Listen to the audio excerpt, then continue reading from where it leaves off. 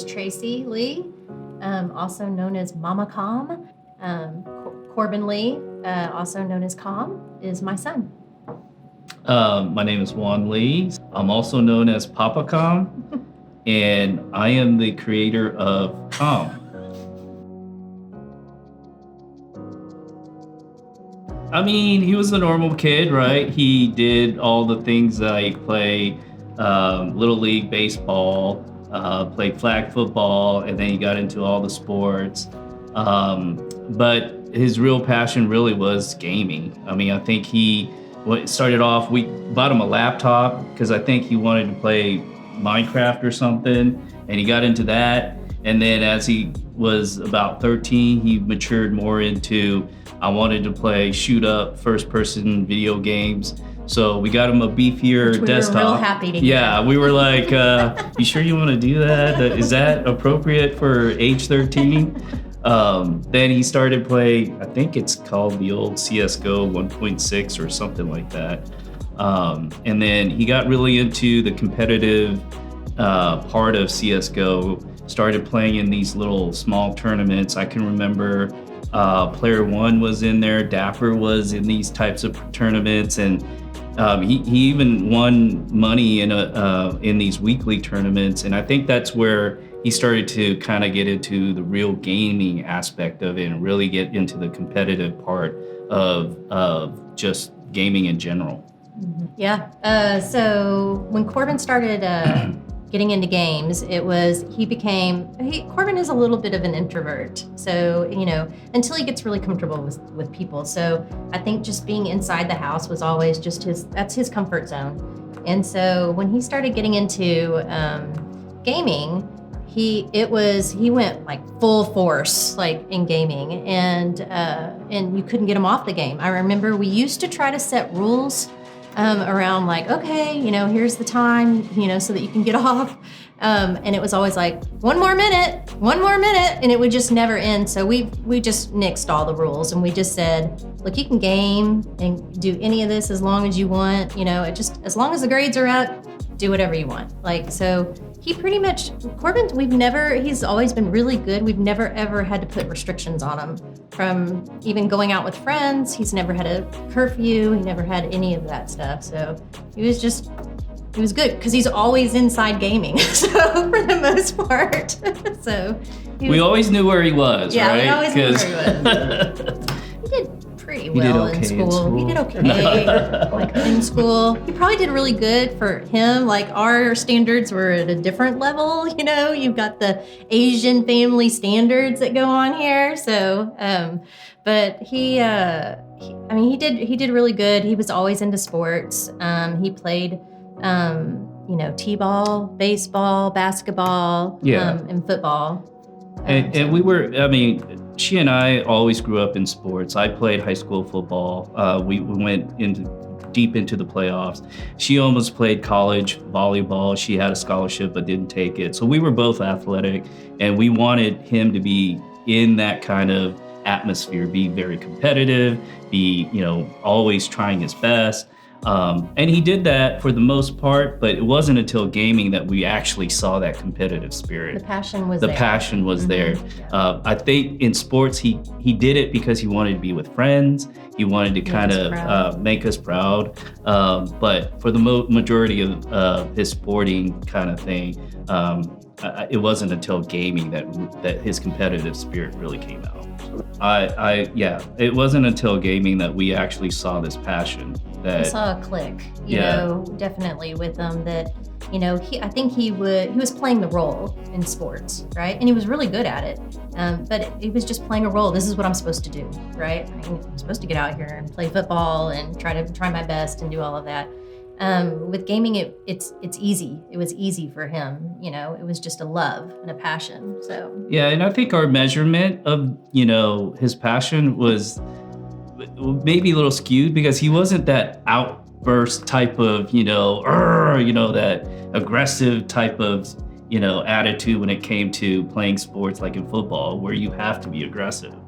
But he's kind of that kind of actually helps him in gaming. If you look at him now, he's very calm, but we know that deep inside he has this competitive spirit, and he knows, how to, pick himself up when he needs to. He has passion. When he started gaming and he broke like his desk from hitting it so many times, and he throwing his mouse across the room and breaking a mouse and stuff. That is true. Yeah, that is we would true. hear that all the time, and it would just be like, Corbin, trying to get him to stop that.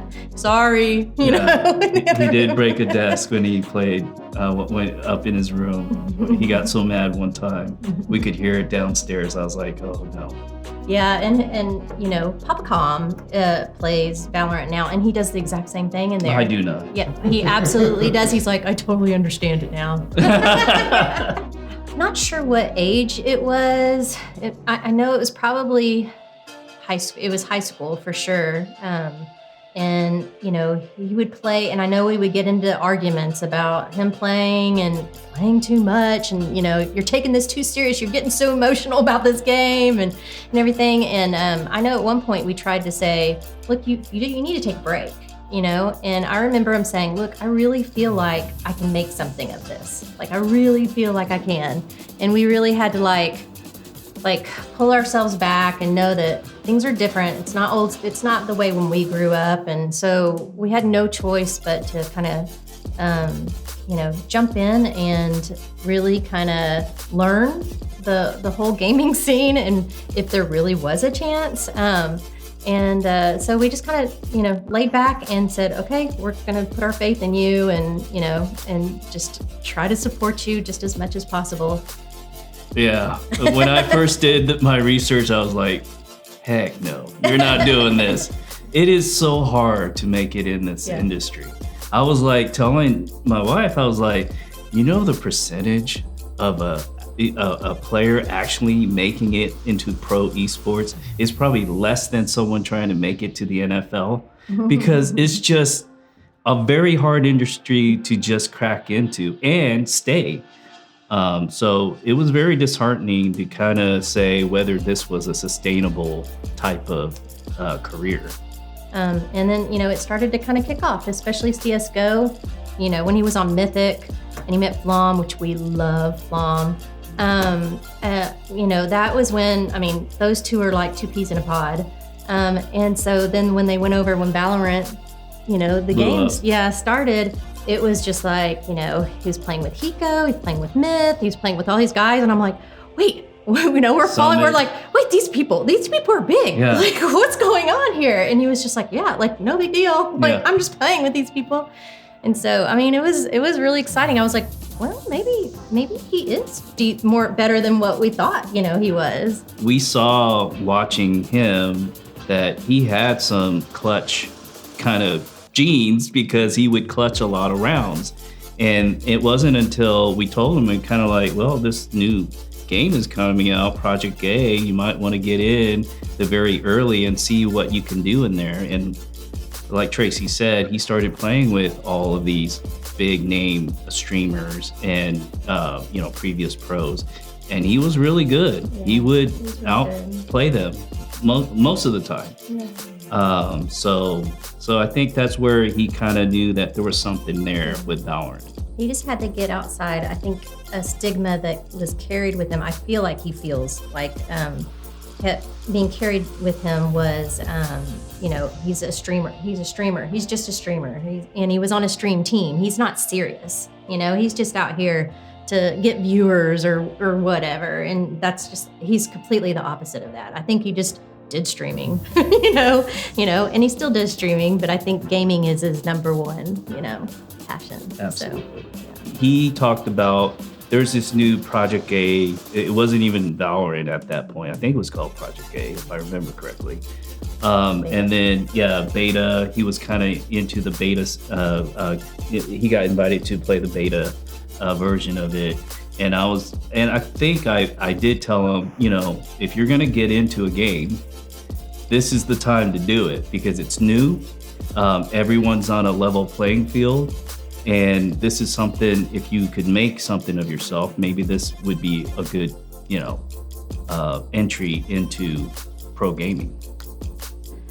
So Corbin got into A&M, and he went there probably about a year and a half, 2 years, I believe. And then he dropped out of school, or when he told us he wanted to drop out of school, that was hard. It was definitely hard for us. But what we did was we kind of talked to him about it, and we said, okay, that's fine. Let's do this. Let's do a trial. We'll give you 6 months. Let's see how far you go in 6 months, and if not, then back to school, right? And he was like, that's totally fine. 6 months came along and things were really good, but not quite where, he could support himself, basically. So he was like, I think we gave him 6 more months. So we're like, okay, here's 6 more months. But at that point, either you go back to school or you're on your own. Like, you're supporting yourself. We're done, which is very hard. It's very hard for me to let go. For him, he's just like, you're on your own. You know how much insurance costs? You know how much this costs? everything. So, but Corbin was fine, completely fine with that. He was up for the challenge, and he did. He made it right at the very, very end is when AKREW started. He had complexity, but then, complexity was a little bit short-lived.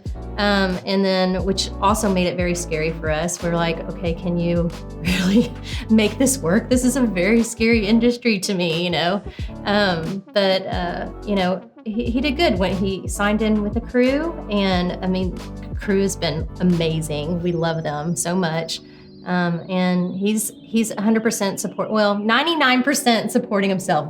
There's one bill that he's not paying right now, so so he's on his own. So he's doing really good. So, but it definitely was very hard. Both Juan and I graduate, but we're both graduated from Southwest Texas. We say it's Southwest Texas. It's Texas State now in San Marcos, so it was hard. It wasn't exactly what we were thinking, Yeah. So. I think we're both traditionalists, right? Yeah. You've always been told you have to go to school. You've always been told you got to graduate, and then you'll get a good job, right? But I think we've kind of changed our thoughts a little bit on that, because if you're willing to work hard to live out a passion or get to do what you love, I think to me, that's as valuable as someone graduating and then getting a job that they may hate, right? Mm-hmm. So we gave him the opportunity to say, if you work hard enough and you really take a shot at this and you make it, then you can, why not do it? Yeah, especially at his age. We told him, we said, if you're going to do this, now is the time to do it. Do it now. Yep. Because you can always go back to school. So if you're going to do it, let's do it right now. Yeah, but we did want him to take the ownership, right? If he didn't take the ownership, I don't think he would be here as far as, or he wouldn't be as having some of the success he's having right now, because I think he's learned through just the trial and error and going through all of the upsets and whatnot. It finally is starting to pay off. There's always going to be doubt. There's always going to be doubt. And we always think the worst. And I think that's just our nature. But I think he believed in himself more than we did. So a lot of the credit goes to him for really sticking it out. Mm-hmm. I'm just super proud of where he is now. And I'm glad he voiced it. He stuck to it. He's trying to make it work the best that he can. So that goes a long, long way. With us. So we did have a fallback plan. He was going to go back to school, finish, and get a degree. Mm-hmm. So he was still open to that. Right after Beta, he went on with Complexity, and he was with them. Few months? Yeah, 3 months. 3 months? Yep. Yeah, 3 months.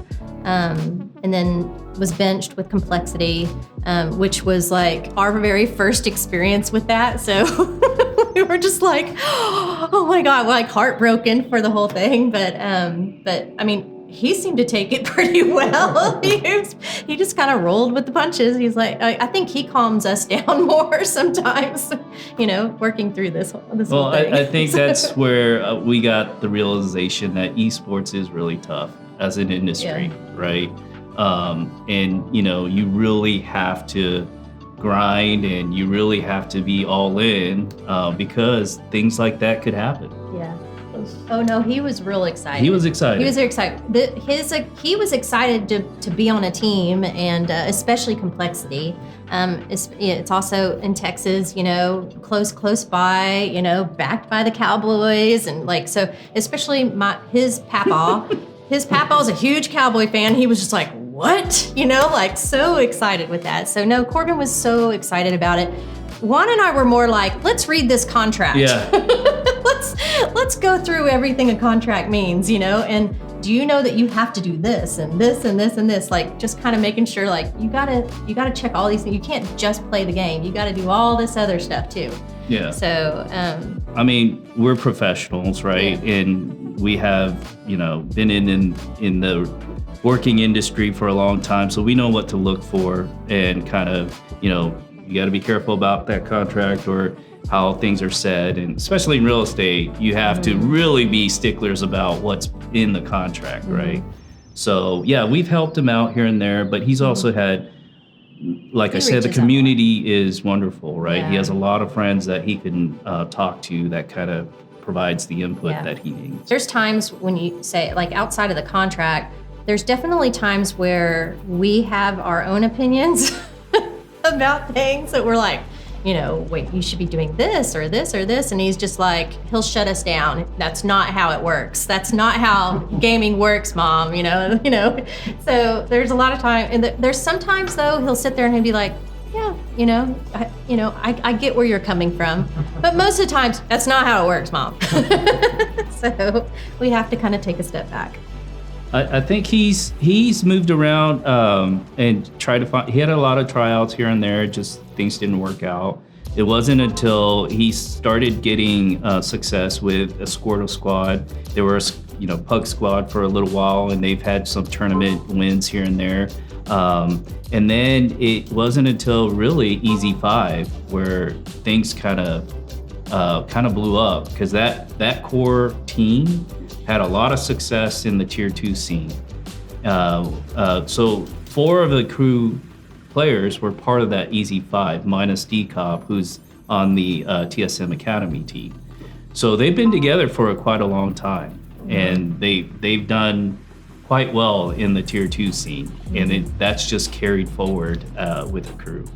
I think what helped them, we used to tell them, you can't just, you can't just stream and play rank and try to get to your top 100 ranking, yeah, that's great, and it gets visibility and things, but you need the visibility in tournaments too, and I used to say, we used to say, just start, talking to people, see who wants to play, create a pickup team. And he'd be like, maybe, I think he was just still a little shy with that at that point in time. Now, it's a different story. But I think once he started playing his tournaments, playing with pug teams, and started getting that visibility and getting that experience in tournaments, really, really helped him. So.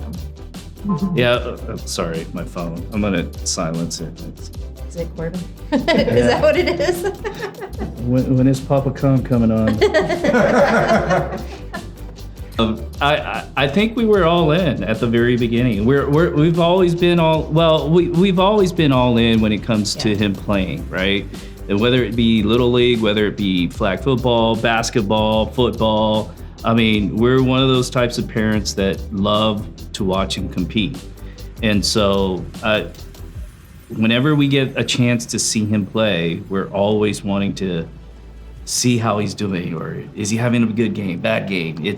We've been like that forever. I can't remember the time when we're not. Yeah, I think I might have been a little slower. I think I've always supported him, 100%, in whatever he wants to do, as long as he is happy, and he's moving forward in his adult life.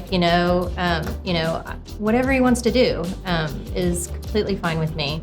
but I think it's been a little hard with the esports, especially after complexity and all of that. The heartbreaking side of it is very hard for me, just because I only want to see them succeed. So that part is a little hard, but for the most part, yeah, I think I would support him in whatever makes him happy, whatever he wanted to do. At the beginning, we were a nervous wreck when it came to watching it online. I mean, my stomach would turn if they were losing. I was high anxiety.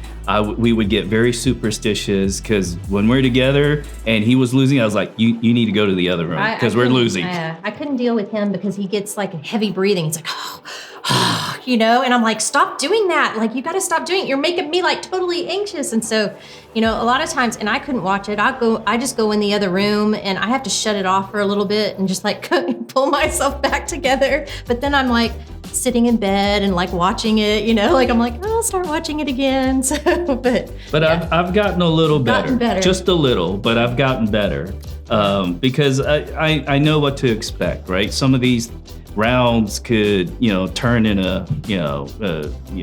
do a 360 and they can turn it around. And so I don't get as anxious about every round as maybe, matches.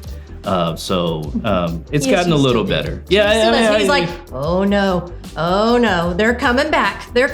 Like he might say that, but no. I feel like I'm getting better. Sorry. Right. I think it's just in game. Yeah, I mean, it's good that they're having success and they have the longest winning streak in NA right now. I think it's at 29. It's amazing. It's unbelievable, to be honest. And that helps, right? That kind of calms my anxiety a little bit. But I know once they get into, VCT and, go through a lot more tougher teams, I'm pretty sure we'll be a nervous wreck. Yeah, I think it's going to completely change. Whenever he played sports, I was heavily involved, whether as a coach or I would be out there on, after practice, throwing balls with them or whatnot. So I wanted to kind of understand the game, right? So I started playing. I was really nervous at first because this is my first-person shooter game. So I had no idea what to expect. So I was bronze for the longest time in Valorant. And then I started getting pretty good aim to where, I got up to, bronze, silver. Then I was stuck in silver hell for like 6 months. And it was recently I got out of silver hell. I made it to gold. That was one of my goals. Get out of silver, made it to gold. It was a great feeling, to be honest. It was amazing. I mean, I enjoy the game. I think it's really because I want to understand what he's looking at when he's playing. Mm-hmm. And so that's why I play the game. Mm-hmm. I think I like that he likes it because he tries then to explain it to me. Because, I mean, I get lost in the game. I can get some of it for the most part. Like, I think it was it this morning or yesterday? It was this morning. I said, oh, they won that one. That was an eco round, right? And he was like, good job, Tracy. I was amazed. So, but I think he definitely loves the game. It's an every night occurrence here, unless we're out of town. Every single night, probably 7 or 8 o'clock at night. We'll be in the living room here, and he's like, all right, time to go, and he goes into the other room, and I don't see him for the rest of the night, pretty much. I think if I was 20 years younger, I'd have a chance.